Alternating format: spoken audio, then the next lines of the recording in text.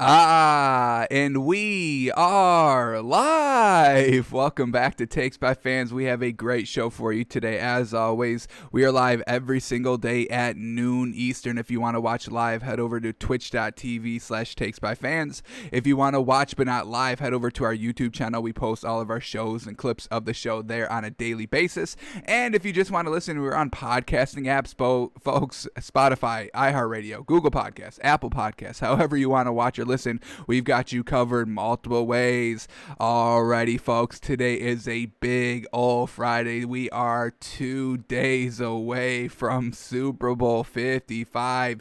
Chiefs, Bucs, Mahomes, Brady. It's going to get crazy, folks. I mean, whoever wins this one, I mean, folks, we're talking about GOAT status. You know, we're talking about Brady pretty much already solidified right now at this current moment as the GOAT. And Patty Mahomes, I mean, folks, if he wins back-to-back Super Bowls in his first 4 or 5 seasons, I mean, folks, come on. He's going to be a potential GOAT when his career is all said and done. So, huge GOAT implications in this Super Bowl. It's going to be great to watch. We've got great minds. We've got great athletes. We got great talent. And I really, truly believe at the end of the day, this is the best matchup. Brady, Mahomes, AFC, NFC.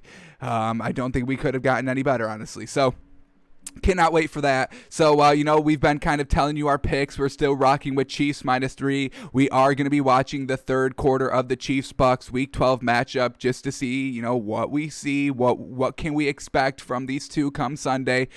So we'll be watching quarter 3. We were kind of leaning towards Bucs +3.5 yesterday at the end of quarter 2, but then we saw the line at still 3, so we're still rocking with the Chiefs. So we'll check the line today. We'll check quarter 3, see where we're at. And then also we've got the NBA Power Rankings. Today's Friday. We got to do that. We do this every Friday. So, no exceptions for Super Bowl week. So our third Power Rankings in the NBA of the season. And some movement. We got a lot of movement. 2 new teams coming in the top 10. So we'll shout them out. 2 teams falling out. So unfortunate for them. But yeah, that's what we got on the show today. So before we get into all that good stuff, let's start here with our stories. And we are continuing on previewing past Super Bowls. And today we've got a real good one. If there was one player that I wish had a ring that didn't have a ring and had a chance at a ring and still didn't get it, it would be Larry Fitzgerald. So that's why we're gonna take this Super Bowl 43 back in 2009, Big Ben versus Kurt Warner, Steelers versus Cardinals for a Super Bowl title, folks. This is where Ben gets a ring, and this is where Larry Fitzgerald doesn't get one, and it comes right till the fourth quarter. So we'll watch the highlights here. Here we go. First quarter, Cardinals making a goal line stand on that 1-yard line. All right, in the second quarter, Warner, bingo bango, touchdown yesterday to the big fella. Look at that man, 89, making it 10-7. Big Ben in the second quarter with 2 minutes left, trying to drive down the field, but now it's picked, and the Cardinals have a perfect opportunity to try and score with 18 seconds left in the first half. Kurt Warner throws a red zone interception. No! Folks, this is why we never like Mitch Trubisky. Red zone interceptions, they don't stop anywhere. If he's making them in the regular season, they will pop up in the playoffs, and they will pop up in the Super Bowl. We just saw here, and not only did he throw a red zone interception on the goal line, it went all the way for a pick 6, giving the Steelers a 17-7 lead going into the half. Here we go. Now Kurt Warner in the fourth quarter, finally making good throws, and he goes to who else? Legendary Larry Fitzgerald, who catches it, makes it a 1-score game with 7 minutes left in the fourth quarter. Now, look at this, folks. 3 minutes left in the fourth quarter, 20-14. Big Ben in the own end zone on 3rd and 10. Let's see what happens here. The Cardinals bring the pressure, but Big Ben steps up and delivers an absolute strike to Santonio Holmes. We will be saying that name, unfortunately, again a little bit later. So very, very clutch. Oh, but they call offensive holding. Back 'em up. And that's a safety because it occurred in the end zone. How crazy is that? So now it's a 20-16 game. 2 minutes left. Cardinals get the ball back. Let's see what Kurt Warner can do. Can he make up for that mistake in the first quarter that we just saw, that pick 6, the first half? Here we go. What can he do to try and erase that blemish? Once again, going back to Larry Fitzgerald, and he's streaking down. I mean, folks, this is vintage Larry Fitzgerald, folks. This is one of the greatest receivers of all time. Scores a touchdown. Now the Cardinals have a 23-20 lead, but it's Big Ben, folks, with a minute left. That's always way too much time to give a fantastic quarterback. He's already crossed midfield, and this was going to hurt to watch, but let's cap off this final drive here. Big Ben, pump fake. Goes to Santonio Holmes. He gets all the way down to the 5-yard line. Santonio Holmes crushing Larry Fitzgerald's dreams at a ring. Kurt Warner crushing Larry Fitzgerald's dream at a ring. And then here comes Big Ben's perfect pass, corner, end zone. I don't know how he got that ball in here, folks. This is one of the best passes I've ever seen ever in a Super Bowl. And it's unfortunate Fitzgerald doesn't get a ring. But, I mean, if this is the pass that beats him, this is the pass, unfortunately, that has to beat him because it's so perfectly executed. Can we see Santonio Holmes here, folks? How the heck does he get 2 feet in bounds? How does he maintain control through the ground? How does he even catch the ball in the first place? After, over all these three these three defensive backs right here. I mean, talk about a money ball right here. This is a money ball, folks. Big Ben to Santonio Holmes for a ring. Got to shout them out. Got to give it up to them. Unfortunately, Larry Fitzgerald goes ringless because of this game. Truly, truly unfortunate. So, Super Bowl 43, 2009, Steelers getting the win. Unfortunate. Alrighty, here we go. Let's keep moving on here. And some good news. Remember that kind of mini COVID outbreak a little bit where the backup center and the fourth string wide receiver both were designated close contact high risk? Well, Demarcus Robinson, the wide receiver, he is cleared to practice today, has been returning negative tests throughout the entire week, and now he's finally good to go. So I guess that's a little good news. I mean, he wasn't a main reason why this Chiefs have success. I mean, probably his impact on this overall Chiefs team is pretty much zero, but going into the Super Bowl, you want all of your weapons. You've got some gadget plays, maybe with some players that don't get any plays, so you can go undercover a little bit in the film sessions and all that. Nobody knows, hey, we actually use Robinson on a jet sweep that's misdirected for Tyreek Hill, and then we throw to Robinson because he's going to be wide open because all the attention's on Tyreek Hill. So watch out for Robinson. Possibly could have a trick play since he's not a core wide receiver piece here, and I'm glad that everybody's being healthy here, and so far 2 days out, no big names out due to COVID, so great there. Alrighty, and folks, the Super Bowl will come down to this stat and this stat only. This is the only stat that will have any impact in this game, this Super Bowl. So here it is. How do you stop Patrick Mahomes? Because in the playoffs, Patrick Mahomes has scored a touchdown on 80% of his red zone trips, folks. 25 out of 31 red zone trips, he's scoring touchdowns. What did we just see the Bucs do against this Chiefs team? And in the playoffs, they actually have a pretty strong red zone defense, letting you not actually get into the end zone for 7, making you settle for field goals. That's why they beat the Packers, folks. That's the only reason why they beat the Packers. Because if Aaron Rodgers throws one more of those 2 red zone trips, 1 touchdown more, they win the game because of it. So. And then when we were going over our film study throughout this week of this Week 12 matchup between the Chiefs and the Bucs, we saw the Bucs defense start to clamp down at the end of that first quarter.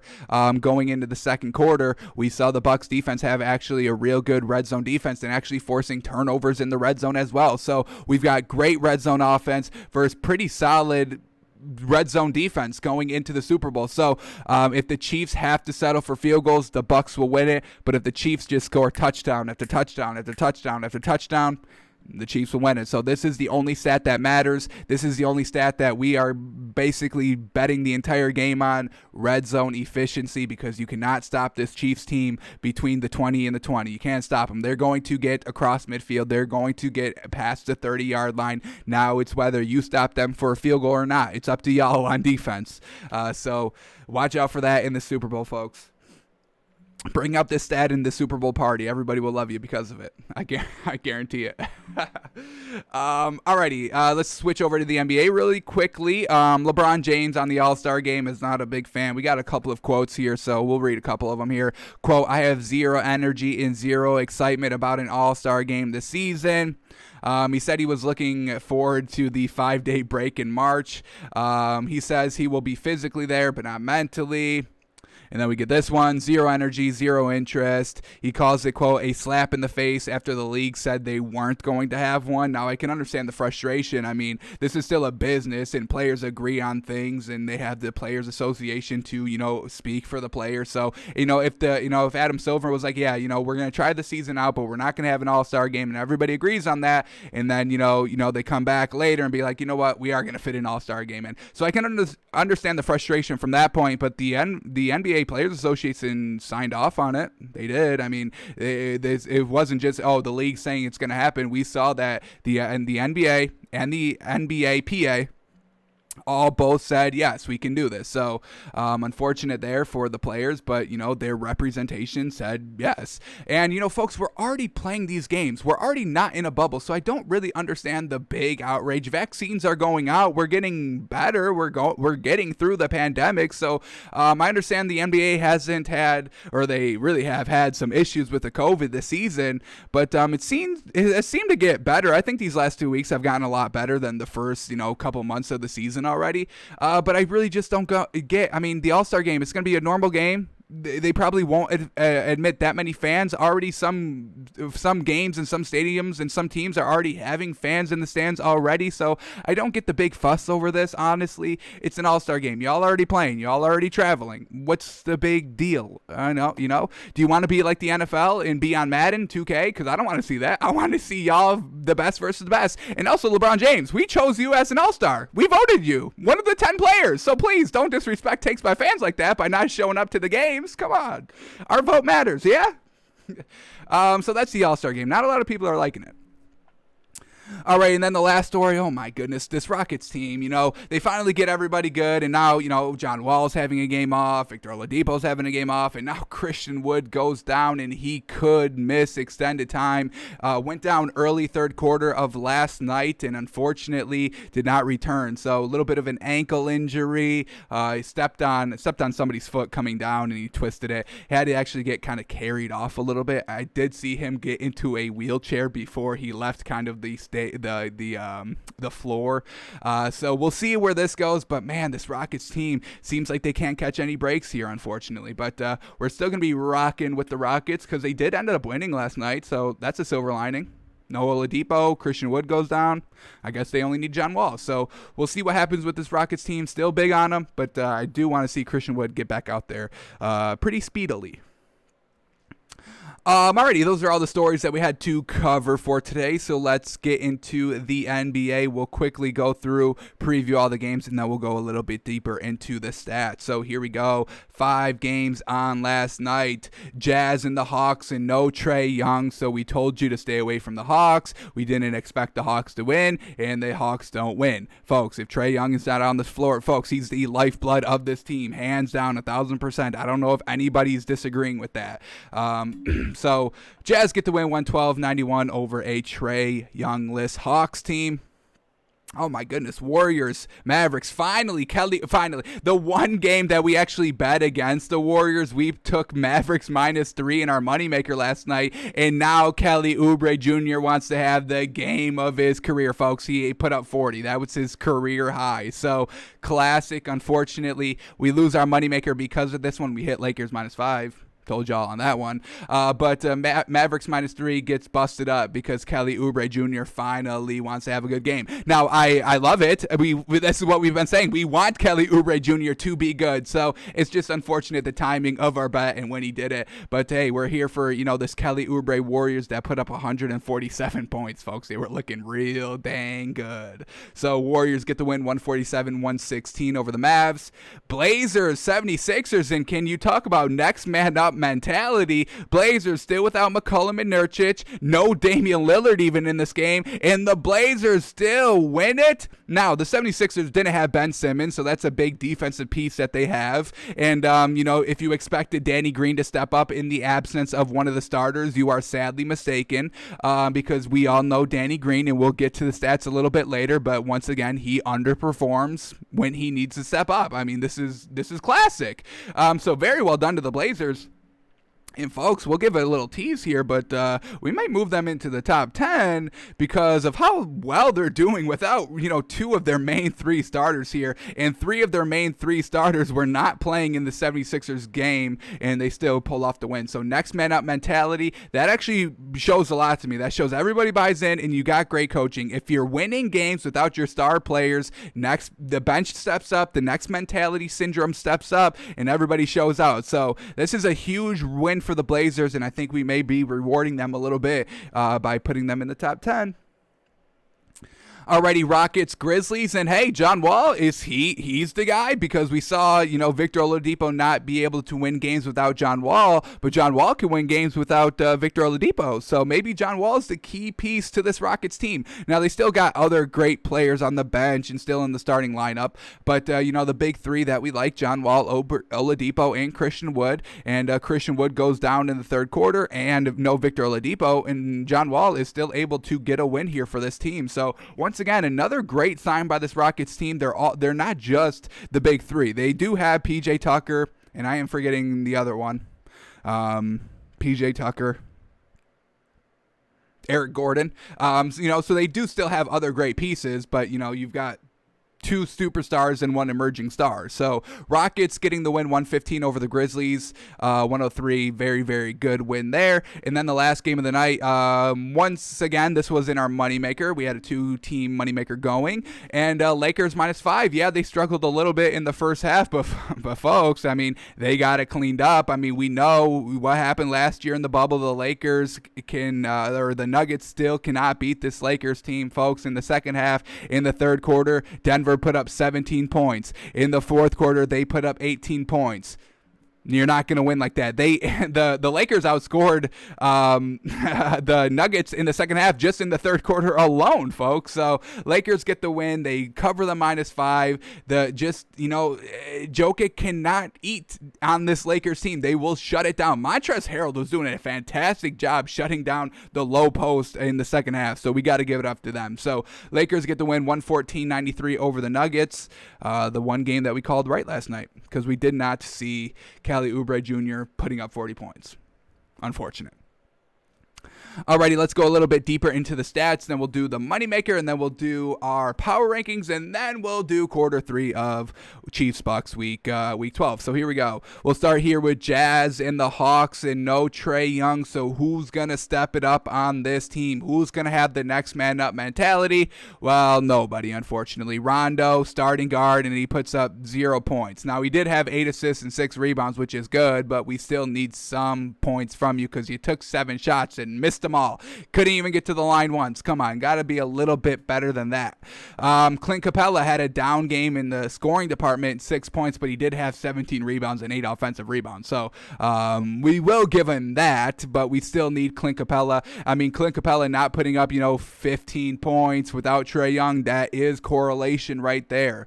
Unfortunately, Rondo couldn't get it done. John Collins, we've seen him put up 20 points, so he only puts up 17 here. Somebody's got to be the scorer, and nobody stepped up. So once again, we're going to be a little fading the Hawks a little bit. I don't want to fade them too much because, Trae Young wasn't in this game, and that's kind of the main reason why we like this team, but it just kind of reinforces what we say. We really don't like this bench. We really don't like the bench. The starters are, pretty solid when everybody's on, but we see nobody really stepping it up here, unfortunately. Cam Reddish only 12 points. No, the leading scorer was 17 points, John Collins. Somebody's got to be putting up 20, folks.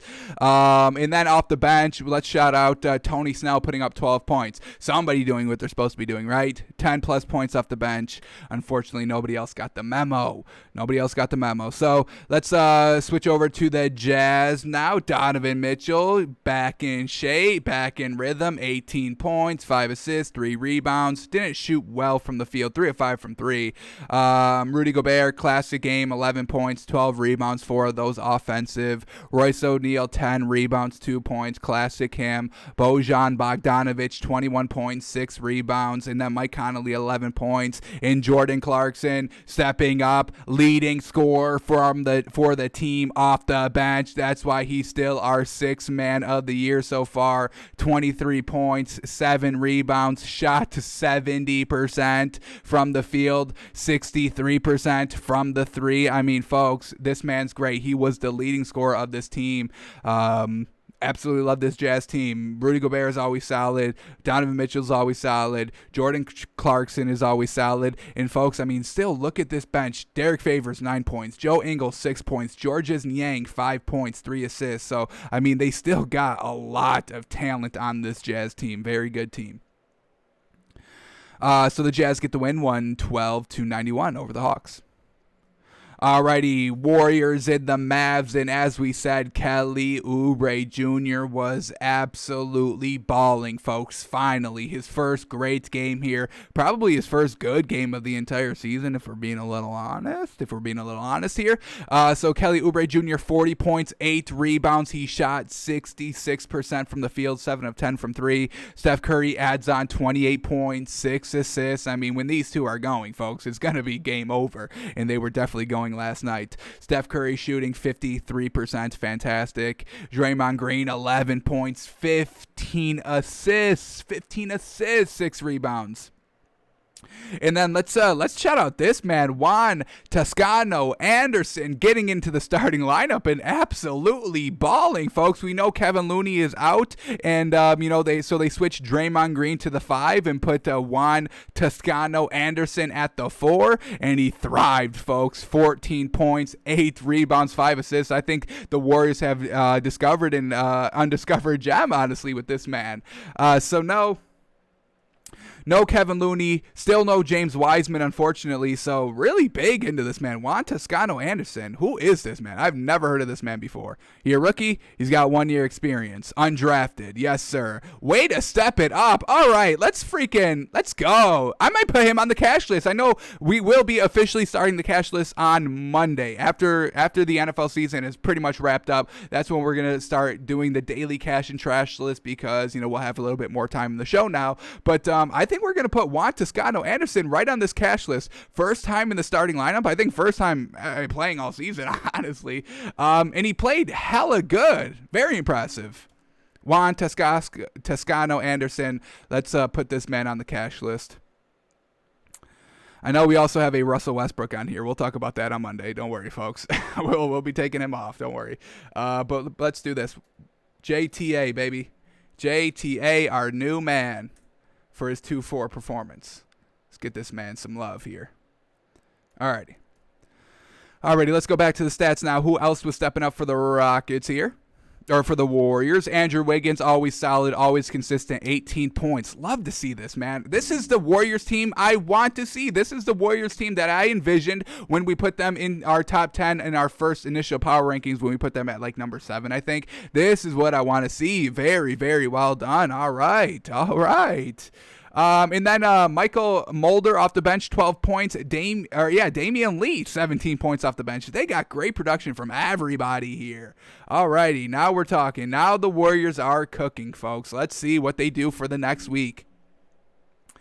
Alrighty, Mavericks now. Alrighty, Luka doing what Luka does. 27 points, 6 assists, 6 rebounds. Porzingis, 25 points, 5 rebounds, 3 assists. Them doing what they're doing. But once again, nobody else stepping up in the starting lineup. Dorian Finney-Smith is still in the starting lineup. Last game, he had a great game, but this game he's floundering. 5 points. Maxi Kleber, 2 points, but he did have 7 rebounds, so, doing at least something. Josh Richardson, 6 points, 5 assists. not terrible. Didn't shoot well, 22%.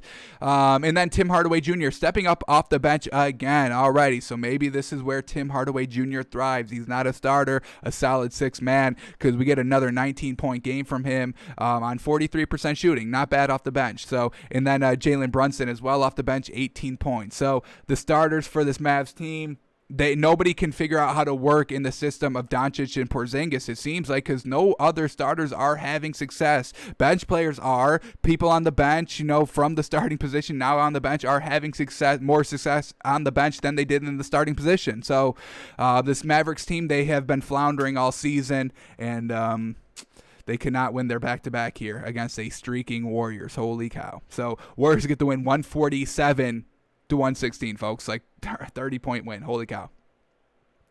Alrighty, now we go to Blazers and the 76ers. Alrighty, Blazers, everybody stepping up. I mean, next man up mentality. Let's just tell you the starting lineup. It's Robert Covington, Carmelo Anthony, Enes Kanter, Rodney Hood, and Gary Trent Jr. I mean, no CJ McCollum, no Nurkic, no Damian Lillard, and everybody steps up. This is great play here by the Blazers. Robert Covington, 9 points, 6 rebounds. All right. Melo, 22 points, 5 assists, 4 rebounds. Shot 75% from 3. Very well done. Enes Kanter, 17 points, 18 rebounds, 7 of those rebounds offensive. Well done. Second chance points. Rodney Hood, 16 points, 5 rebounds, 3 assists. Gary Trent Jr., 24 points, 3 rebounds, 3 assists, and he shot 44% from the 3. So, folks, all these starters stepping up, and now the bench even steps up because it's so infectious of the starters all getting their minutes, all getting their buckets. So, CJ Ellaby, 15 points, 7 rebounds off the bench. Anthony Simmons, 14 points off the bench. And let's shout out Harry Giles III, 9 rebounds. He did only have 4 points, but I'll take 9 rebounds. They were eating on the glass. Holy cow. How many? It's 53 rebounds total over 37 by the 76ers. That should not be happening. That definitely should not be happening. I know Joel Embiid missed like a couple of minutes because he got a little injured, but he came right back in. I'm thinking like he missed like a max of like 5 minutes, like nothing big.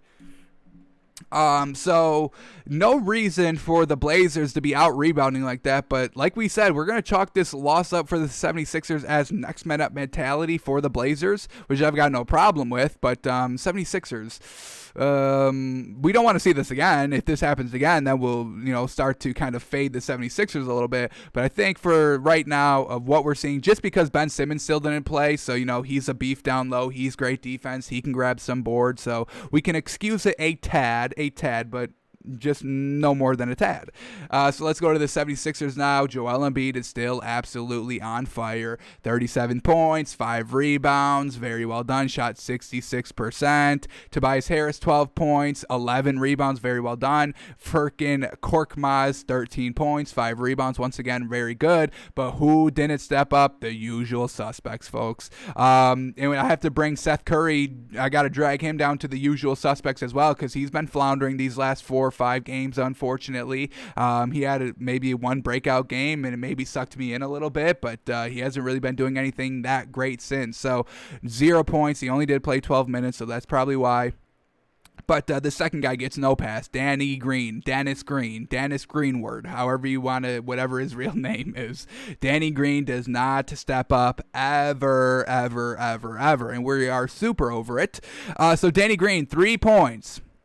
3 points, 5 rebounds, 1 of 5 from 3. Classic Danny Green not stepping up. There is no Ben Simmons in the starting lineup, so now another starter besides Joel Embiid, because he brings it every night. We don't have to worry about him, but somebody else has to step up. Unfortunately, Tobias Harris was too busy cleaning up the boards because nobody else wanted to with his 11, and Danny Green just does nothing for the entire game. 3 points, 5 rebounds, 1 assist, shot 20%. That's what we want? That's what we want? No, come on, Danny Green. Can you be good for once for a solid streak in your life? Oh, man, not stepping up, man. We just saw the Blazers. Everybody stepped up. Why can't Danny Green the man's a champion, multiple champion. I think he won with the Spurs, and I think he won with the Lakers. So what are we doing? You've got the rings. You've got the experience. You've played with the best, and you still can't step up. Man. and he's still getting starting roles, man. I would love to be Danny Green, don't get me wrong. Rings, championship, money, starting, absolutely, but it's a little frustrating that he doesn't step up. Alrighty, what do we got here? Let's shout out Shake Milton. Very well done. 12 points off the bench. And Tyrese Maxey, 15 points off the bench. Very well done. Some people know how to step up in this league. How many people outscored Danny Green just on his team alone? We got 1, 2, 3, 4, 5, 6, 7. 7 other players scored at least his 3 points or way more, which is easy to do. So Danny Green, come on, step it up a little bit, please. Especially when, somebody's out in the starting lineup. That's, if you want to, take the games off when everybody else is in the starting lineup, that's fine, I guess. Not really, but you got to definitely step up when you're down a man in your starting lineup. Alrighty, let's move on to Rockets, Grizzlies, and John Wall able to get it done. Very well done. 22 points, 8 assists. Christian Wood, 17 points and 7 rebounds in only 20 minutes before he went down with the injury. Probably would have played another 10, 13 minutes, so, expect that production to go up even more. Who else gets it done? So Eric Gordon gets in the starting lineup because, no Victor Oladipo, and he makes the most of it. Love to see it. 20 points, 5 rebounds, 2 assists. We'll take that. Not the best shooting performance, but, stepping up in the starting lineup is never easy to do. Now, Eric Gordon does have experience with the starting lineup on this Houston team. I get it. But, I'll take the 20 points from him. Second leading scorer, stepping up. I can get behind it all day. Daniel House Jr., 13 points, 5 assists off the bench. Very well done. And then Jashawn Tate, 19.7 rebounds. Love his production as well. He's a little bit of an unsung hero on this Rockets team. I know we don't call him out a lot, but, he's just solid production out there. Shot 77%, 2 of 3 from 3. Very well done. And then you get DeMarcus Cousins off the bench, 5 points, 6 rebounds. Sterling Brown off the bench, 9 points, 7 rebounds. So this Rockets team is decently deep, folks. They still, no Victor Oladipo didn't play this game. So, Rockets, they're pretty good, and I think we kind of explain on a daily basis why we like them so much, and I think we kind of get proven right a lot about that. So that's good for us, I guess. Marty, Grizzlies now. Ja Morant, 15 points, lead the team in scoring, almost. Besides Desmond Bane off the bench with 16. So Ja Morant in this Grizzlies team, just mediocre. Nobody really is, the superstar on this team. Ja Morant has not taken the step that Trae Young has taken. That's why we never really see him past 20 points a game, and the assists are always a little light. 4 here, man. I want to see like 6 to 9. So Ja Morant's definitely got to step it up a little bit more, and until they do, they really got nothing else. Dylan Brooks is good, but he only put up 11 points. Xavier Tillman, 9 points, 10 rebounds, 4 offensive, so I can get behind that. Brandon Clark, 13 points, 5 rebounds. It's just really all just meh here on this team. So very well done to the Rockets getting the win, even despite no Oladipo. Alrighty, and then the last game of last night, Lakers, Nuggets, and yes, the Lakers were having a little bit of trouble in the first half. As we see, in the first quarter, Denver won it 30-27. In the second quarter, Denver won it 28-19. But in this second half, folks, the Lakers shut them down. They figured them out. They channeled what they did in the bubble. They had Montrezl Harrell down low as well, and he really was the key difference maker. So in the third quarter, Denver scored 17 points. The Lakers scored 37, plus 20 for the Lakers just in the third quarter alone. Then we hit the fourth quarter. Denver Nuggets put up 18 points in the fourth quarter. The Lakers put up 31. So you can tell who won the game just based off the second half alone. So let's start here with the Lakers. LeBron James, triple-double. Do you expect anything less? This man is absolutely clutch. He's stepping up in the fourth quarter. He's playing well all game. And, man, you would not expect that. What is this season? It's like 20th season, 19th season in the league, and he's still putting up these numbers. It's honestly ridiculous. 27 points, 10 assists, 10 rebounds, getting it done, shooting 63%. Anthony Davis, 13 points, 9 rebounds. KCP, 10 points. Dennis Schroeder, 21 points. That's what we're talking about. We need Schroeder to get 20. Give us 20, folks, because we know we're going to get 25 from LeBron. We usually get 25 from Anthony Davis. So if Dennis Schroeder can put up 20, that's fantastic. Kyle Kuzma, this is what we need from him as well. 11 points. Just put up 10 points off the bench. That's what you're there for. Taylor Horton Tucker, 17 points. Montrezl Harrell, 13 points, 4 rebounds off the bench. So everybody was really stepping up for this Lakers team. Unfortunately, Alex Caruso put up no points, but he only took 3 shots off the bench. So very well done to this Lakers team, just shutting down the beef down low in the second half. Alrighty, the Nuggets now. I mean, Jokic only put up 13 points, folks. That's it. This Nuggets team will not win if Jokic does not put up 25 to 30 points. They don't win. He is their main scorer. Yes, they still have Jamal Murray, and he had a good game, 20 points, but Jokic is the number 2. Jamal Murray, Jokic, you can order them 1 or 2, whatever you want. I would probably agree. I would probably put Jokic as 1 and Jamal Murray at 2, but I can see Murray as 1 as well. Michael Porter Jr., a little shut down, only 8 points off the bench, 0 of 4 from 3, usually not his game, so we see he didn't step up.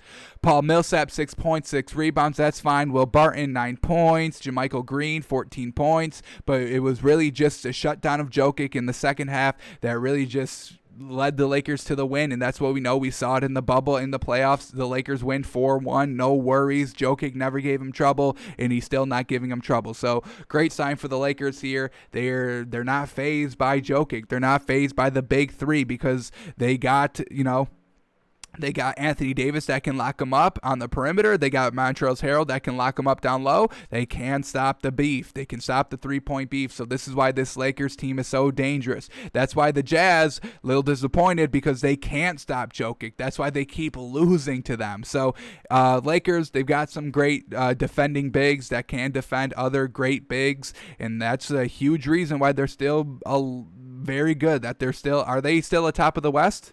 Let me double check the standings here. No. Wow, they did fall to number 3. Holy cow. But, they're like half a game out. But, yeah, this is why they're still atop the West, folks. Alrighty, that is all the NBA from last night. Let's quickly preview what we got going on today.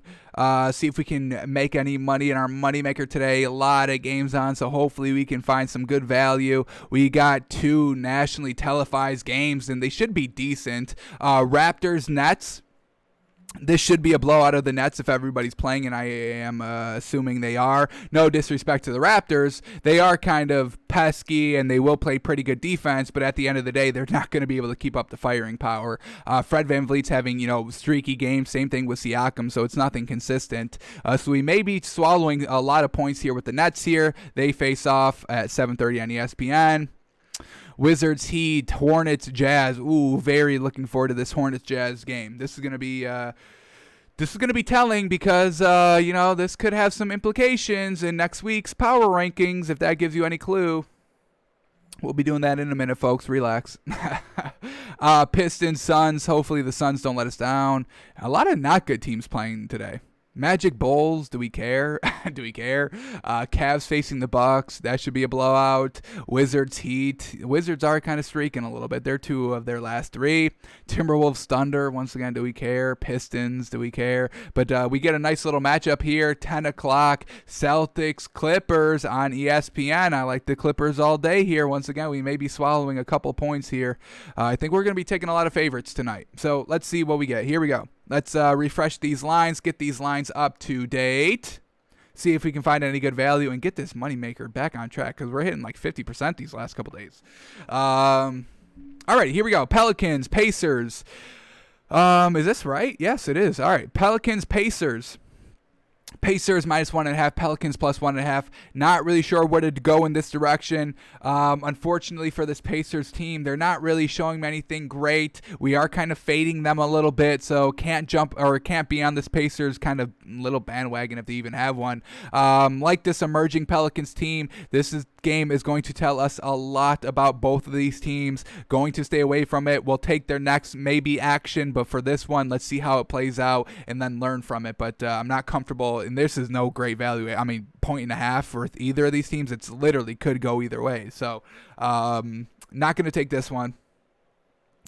Bulls, Magic, once again, two underperforming teams. But honestly, I think we get decent value with the Bulls -2. We know I think I would rather take the Bulls over than this Magic team. No Aaron Gordon for the Bulls, and Vucevic hasn't had a good game in a while.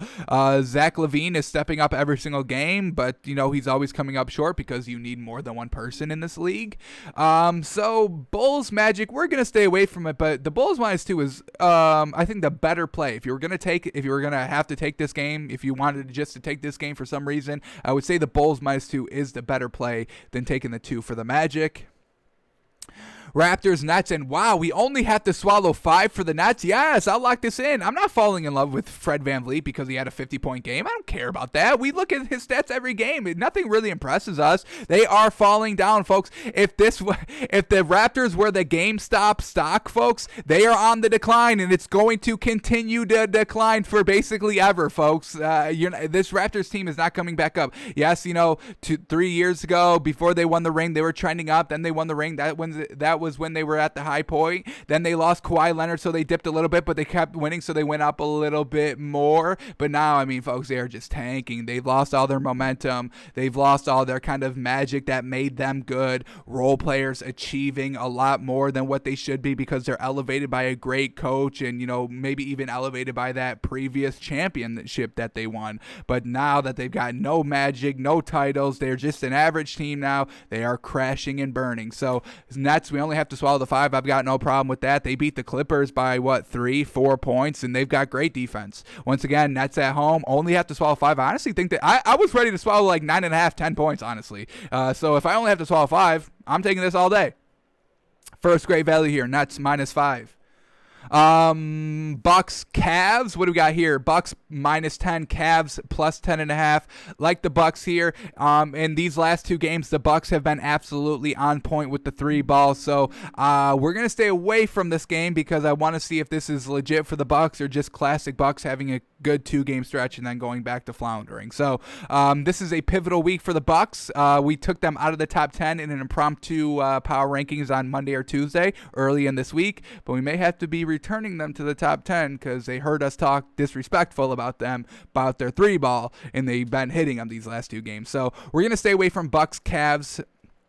Wizards, Heat. Alrighty, Heat -6.5. Once again, we're going to stay away from it. We know the Wizards are kind of trending up. Bradley Beal's playing great because he wants to get out of there. He wants to get out of Washington, so he knows he's got to put up 30, 40-point performances every single game, and he's the only scorer on the team. I don't want to hear it. There's no other good scorer on Washington at all. So we're going to stay away from this one just because the Heat have been streaky themselves. Honestly, Wizards +6. I think that's the better play. Once again, if you were just going to take this, if you wanted to take this game for some reason, this game alone, Wizards +6.5, I think is the better play over the Heat. Can't trust them just quite yet. They still have all the talent that they had last year in the bubble, but, Jimmy Butler being out for 2-3 weeks, that really derailed the team.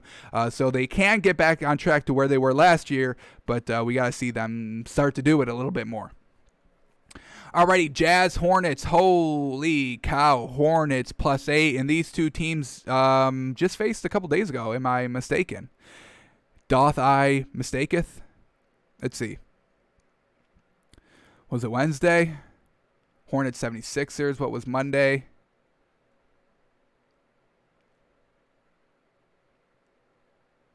I could have sworn they faced.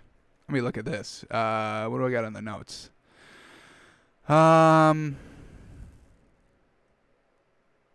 Hornets, Jazz. Let's see this real quick. Hornets, they lost. No, they didn't. All right, so I was just wrong. So Hornets, Hornets +8. That's kind of screaming my name a little bit, but who's going to stop Rudy Gobert down low? Because we just saw Cody Zeller not be able to stop anybody. Who did they lose to? The 76ers. He couldn't stop Joel Embiid. So I don't know if he's going to be able to stop Rudy Gobert. Now, obviously, Rudy Gobert is a step below Joel Embiid, but it's still Cody Zeller. He was not looking good against Joel Embiid. So I do like the Hornets. I do like them +8. This Jazz team is good. We'll come back to this one. If we need to beef up our little moneymaker here, I think the Hornets +8 is solid. All right, let's keep going. Timberwolves, Thunder. Once again, I don't care. Thunder probably win, and they're getting a point here, but the spread probably shouldn't be like this, so I'm assuming somebody's out. Maybe Shai Gilgeous-Alexander is still out, and he would be the only reason why I want to take the Thunder anyway. So we're definitely staying away from this game as well. Pistons, Suns -8. They should have no trouble doing that, but we know the Pistons have the ability to kind of, what? I'm not even gonna say that. Suns -8. What are we talking about? Because the Pistons beat the Lakers and the 76ers.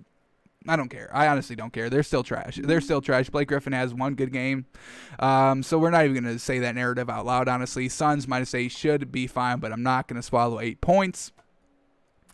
And then Celtics, Clippers -6.5, folks, and I think we're going to take this one. The Celtics without Marcus Smart, they're a completely different team. Having Daniel Tyson, Tristan Thompson in the starting lineup is not going to get it done.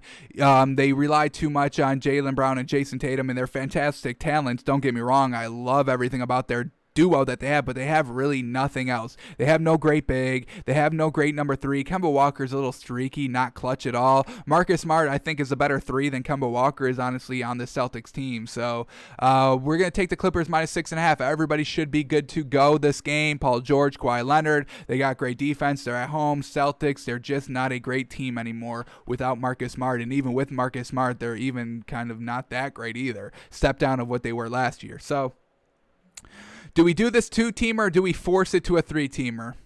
Well, you know what? We got this team in the top 10, so let's rock with our own kind of thought here, even though we got the other team a little bit ranked higher. Jazz on a back-to-back. Jazz just played last night, yeah? Yes, they did. All righty. We're taking Hornets +8. If this ruins our moneymaker, it'll be unfortunate, but we're going to take the Hornets +8 here at home. They're streaking a little bit. Jazz on a back-to-back. So yeah, this is what we got for our moneymaker today. Nets -5, Clippers -6.5. Those are the two that I love the best, but we are going to throw the Hornets +8 in there, beef it up a little bit. Let's get a little bit more money, yeah, a little bit more risk, a little bit more reward. What's wrong with that, right? So 3-teamer here, looking pretty good, looking solid.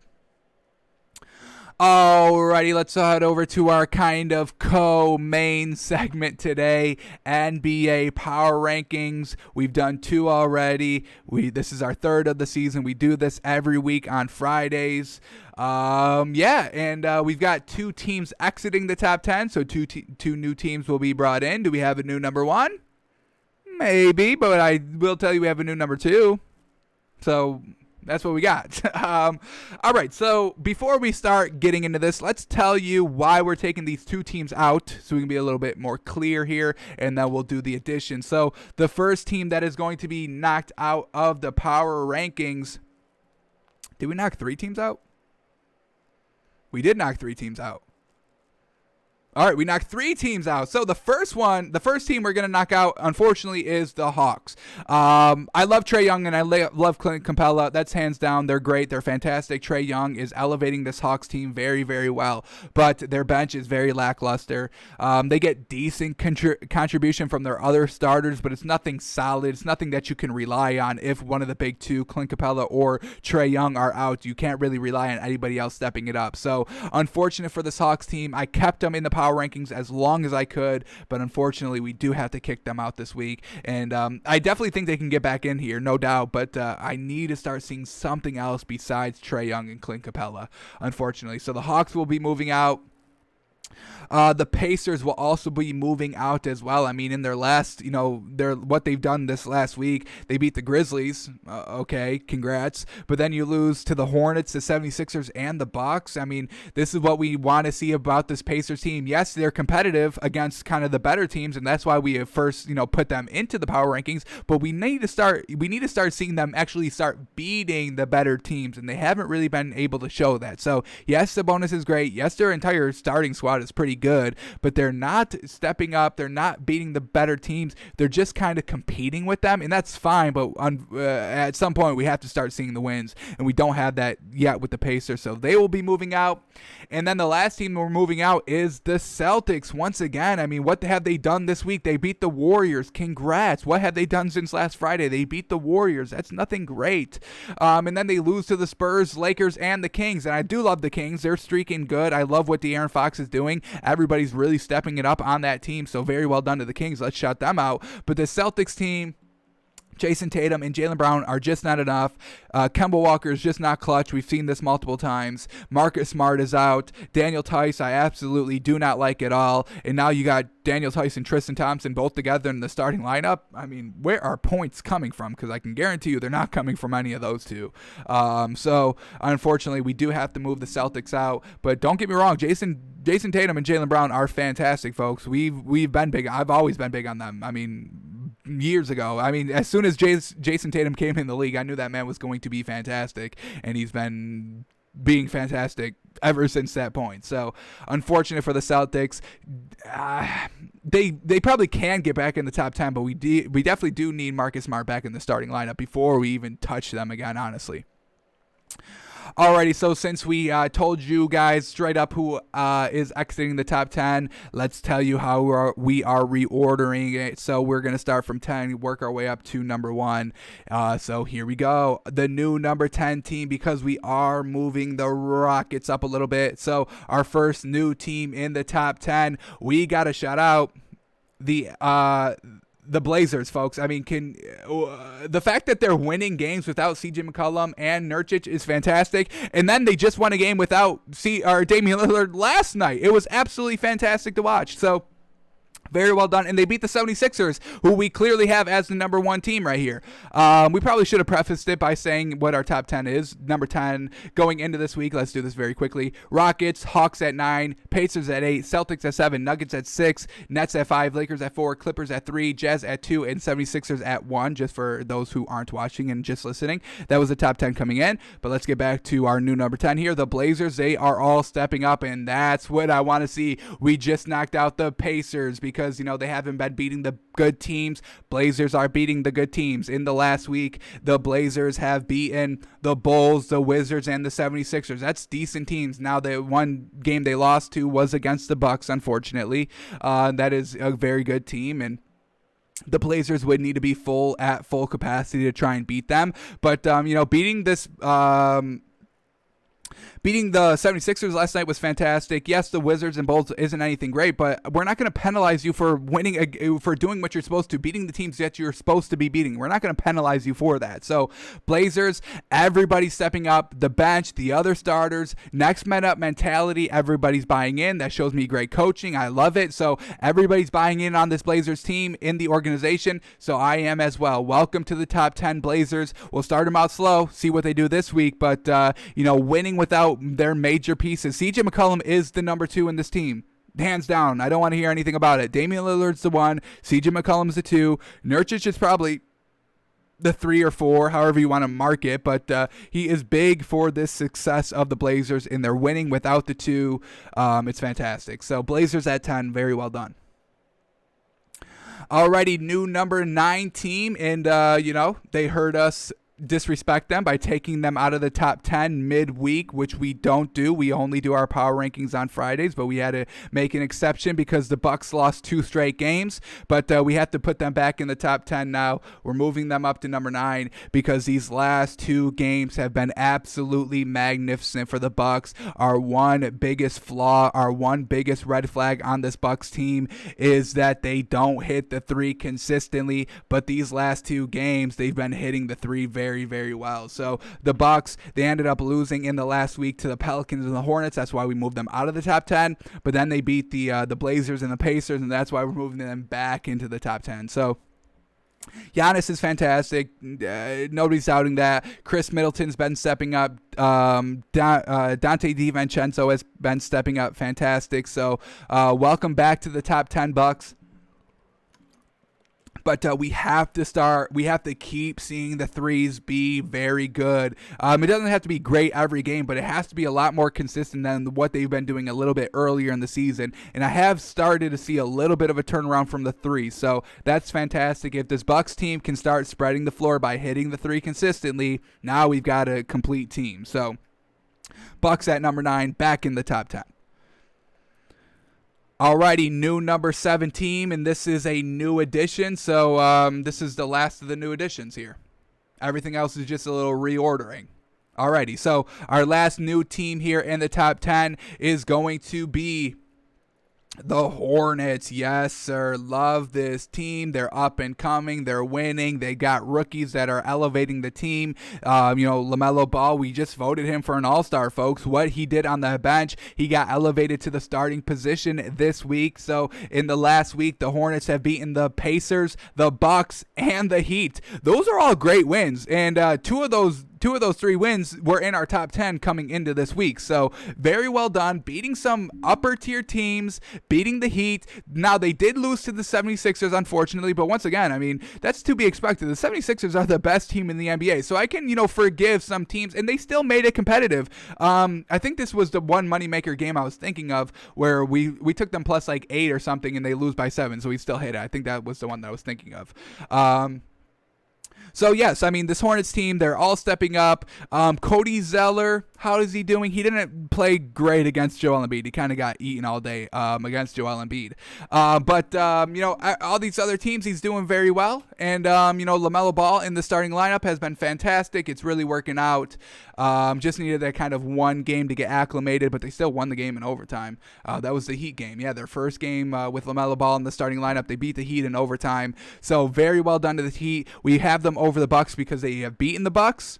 And they have better 3-point shootings than the Bucs do. But we'll see what happens this week. This is why this week is going to be so huge on the power rankings. And the Hornets, who do the Hornets play tonight? They got the Jazz. All right. So, I mean, this Hornets team has a lot to prove because we just moved them into the top 10, and their first game in our top 10 now is against the Jazz. Let's see if we can get the upcoming schedule for the Hornets here. If I can quickly look at this. Maybe not. All teams, can we do the Hornets? Oh, yeah, right here. All right, so, I mean, this Hornets team for the next week till next Friday when we'll reevaluate our power rankings, they've got the Jazz tonight. They got the Blazers on Sunday. Oh, no, that one's postponed. Hang on, what? They got 2 games? What the hell does this even mean? Sunday, they got 2 games? One's postponed. All right, so they're actually playing the Wizards on Sunday. How weird is that? Alrighty, so they got the Jazz, the Wizards this week. And then Monday, they've got the Rockets. Wednesday, they've got the Grizzlies. And Friday, which we'll talk about. So they've got 4 games upcoming this week. Hornets, Rockets, Wizards, Jazz. 2 of those 4 teams that they're facing are in the top 10. So, I mean, a little bit of an uphill climb here. They'll either be pretenders or contenders based on this week alone. So this is the week for them to prove themselves, and we'll see if they are able to do so. But for right now, we've got them at number 8. Alrighty, new number 7 team. As we said, the Celtics are no longer in the top 10. And the new number 7 team is going to be the Rockets. Very well done of what they've done this past week. Let's tell you their wins in the past week.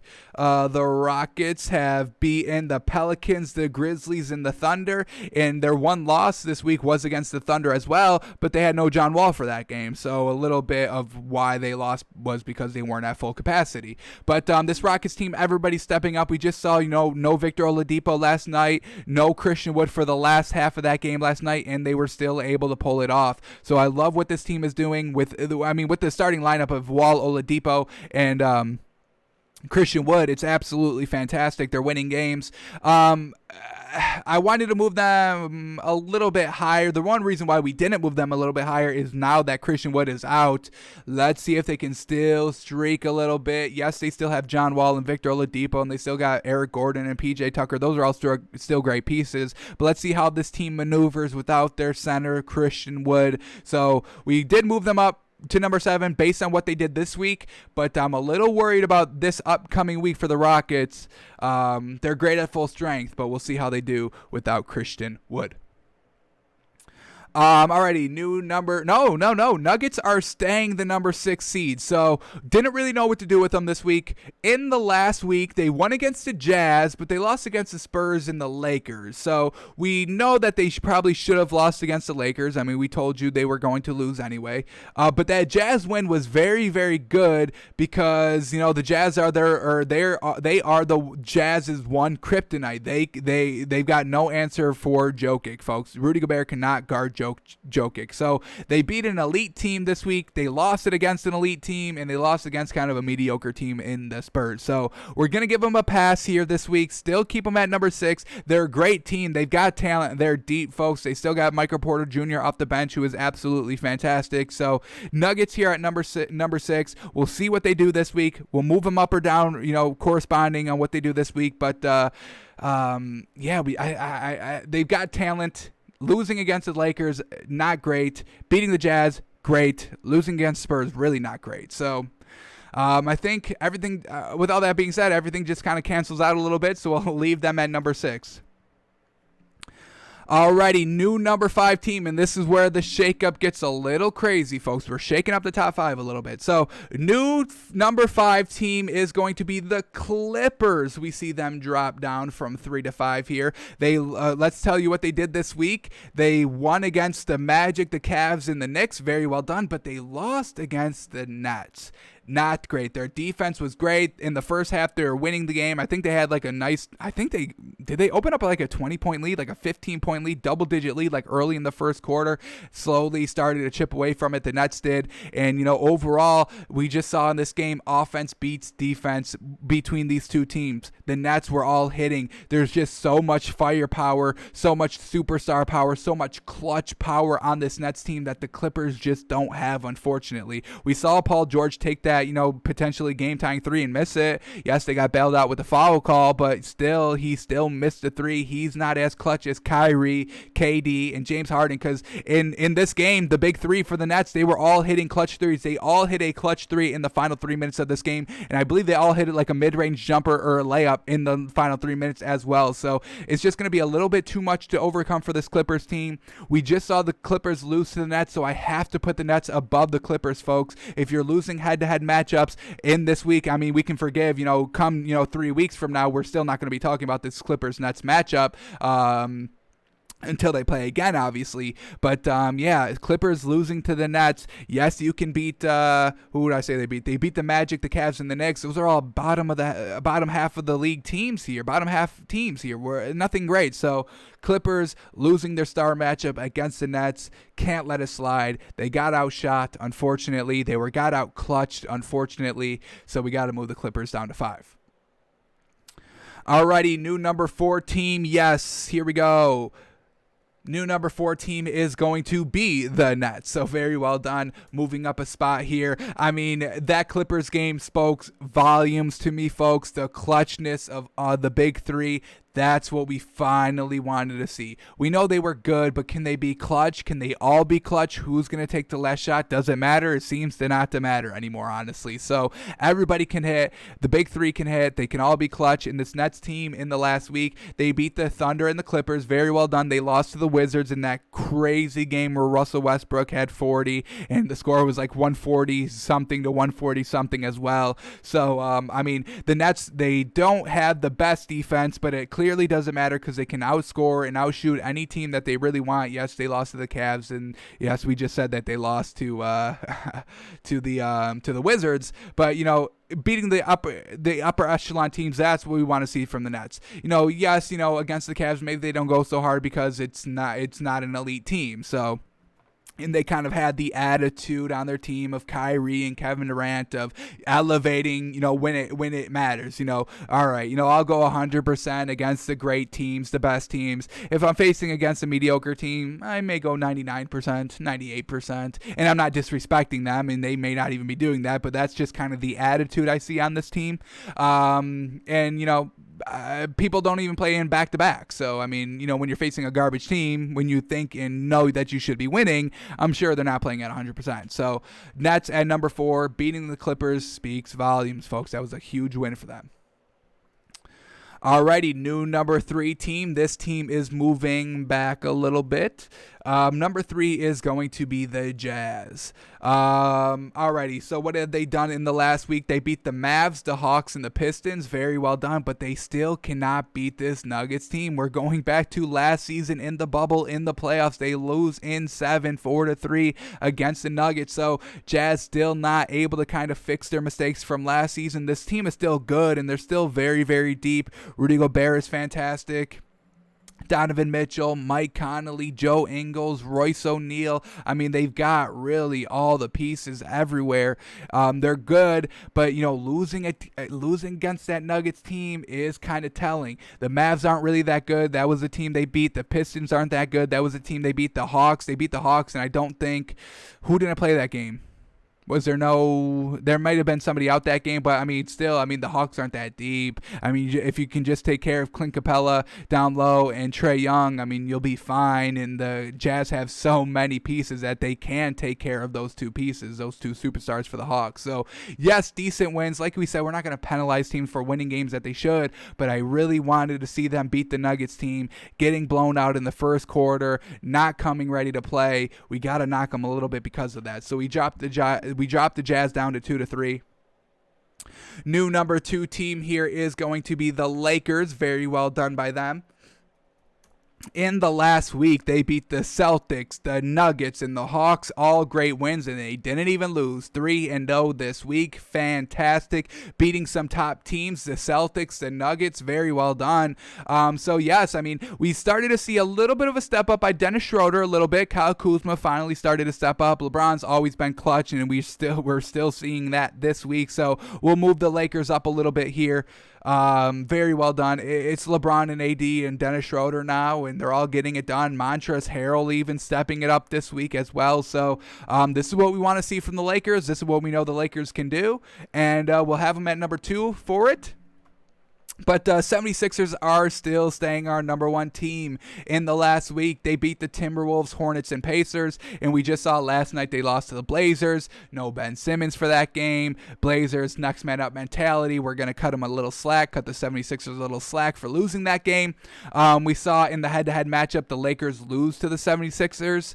So that's kind of a small reasoning why we still have the 76ers over the Lakers this week.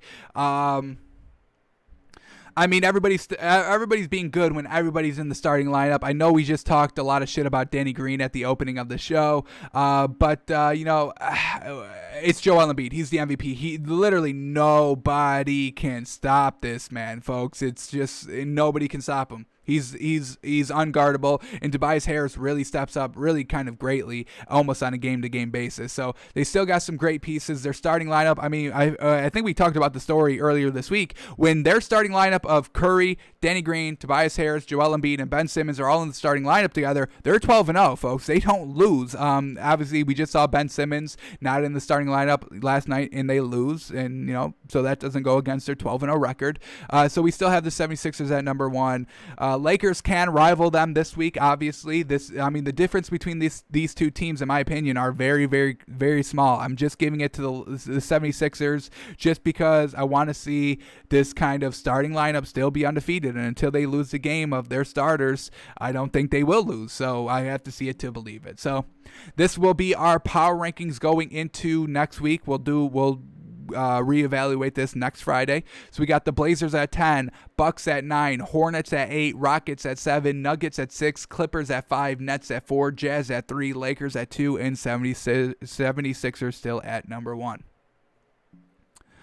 Alrighty, let's go to our other co-main segment of today, which is watching quarter 3 of the Bucs and Chiefs. We've been watching the first quarter and the second quarter the last 2 days. We've been taking notes. Yesterday, what we saw in the second quarter. What do we got? Number 24 had a potential pick on Patrick Mahomes, but he dropped it. Unfortunately, we know this man was getting burned in the first quarter by Tyreek Hill, and he has a chance to kind of make it up a little bit in the second quarter, but he doesn't achieve it, unfortunately. And then for the Bucs, what do we got here? Bucs goal to go, and they force a fumble. That's what we're talking about, folks. We mentioned it in our stories. This Bucs goal to go defense is fantastic. Holding Aaron Rodgers to field goals, forcing turnovers, held the Chiefs on that 1 yard line in their very first drive of the game. Fantastic. So we're seeing that. What else do we get here? Bucs D locks up good on good goal to go.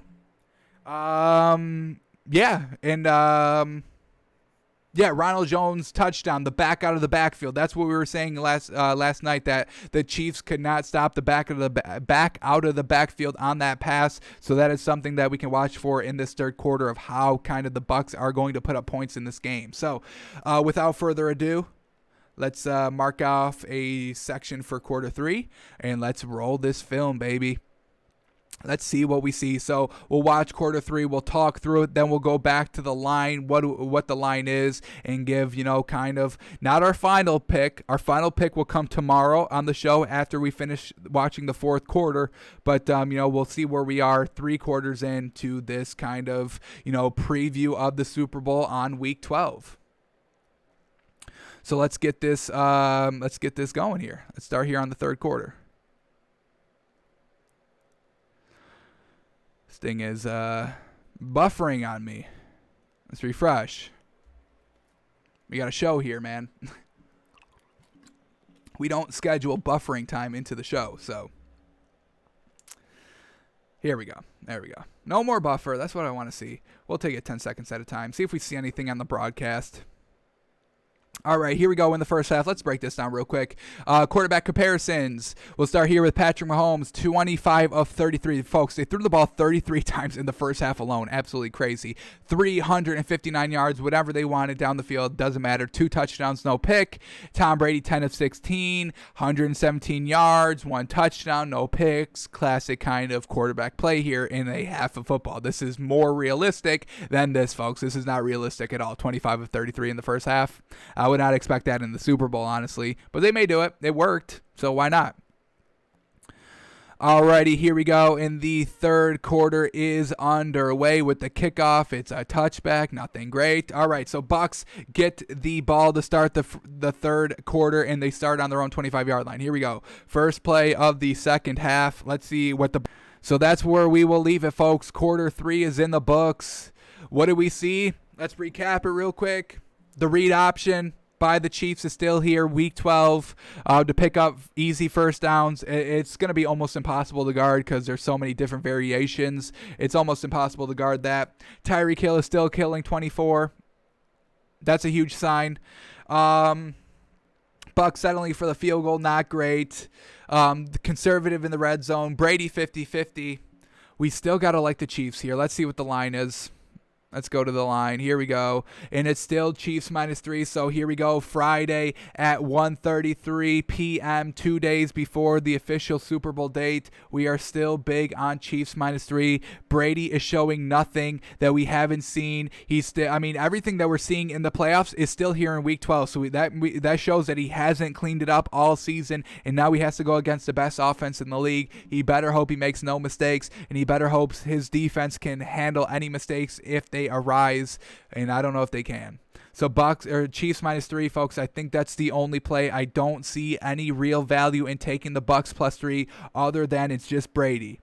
It's hard to go against them, folks. We went against them every game in the playoffs. We said, well, I think we chose the Washington over them, but we chose the Saints over them. We chose the Packers over them, and he got bailed out in both those games. The bailouts are not going to keep happening, folks, in especially the biggest game of the year. So Chiefs -3 is still what we're rocking with.